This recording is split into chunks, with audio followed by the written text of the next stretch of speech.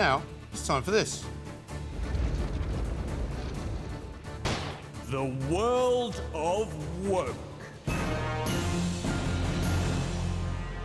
Once upon a time, some bright spark in the marketing department thought it would be a great idea to change the eating habits of a nation.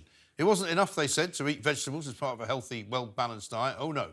Now it was necessary to do away with meat altogether, because after all, it would be better for the planet and you wouldn't have to kill any animals. They even argued that if you didn't follow their lead and go completely vegetarian, you might actually be one of those horrid climate deniers. They started arguing that eating plants would actually mean the climate would stop killing us.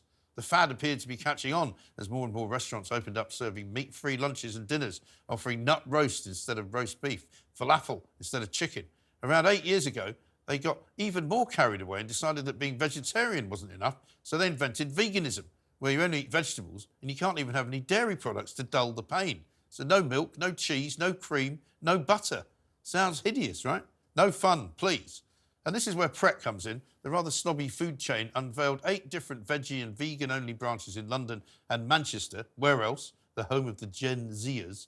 They only sold veggie and vegan options, but like the rest of the world, Pret customers didn't really fancy the idea. By 2022, many of them had become a waste of space, and so they closed them down. The salad bowl experience really hadn't worked. Now, this week, they've closed the final remaining 3 outlets in the 2 cities, even though they claim all of their outlets now sell veggie options. If the pandemic didn't see them off, eating habits have done for them. In the lead up to Christmas, the public spend on meat, fish and poultry was up 11.6% on the previous year, and people across the UK spent almost £600 million more on dairy products, also up on the previous year, while the spend on plant-based alternatives dropped by 11%. Quite right too. After all, we're not rabbits, we are omnivores. The survival of the species depends on it. As vegan restaurants across Britain close their doors for the last time or start catering to meat eaters, the tide has most definitely turned. And Pret have had to learn the hard way. Go woke, go broke.